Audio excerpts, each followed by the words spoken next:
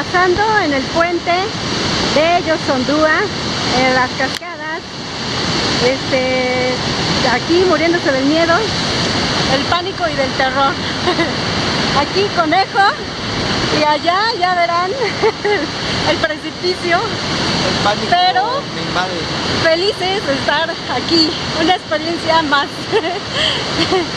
Nos vemos en la siguiente, ya vamos a llegar al caminito de salida, después de haber pasado todo el puente.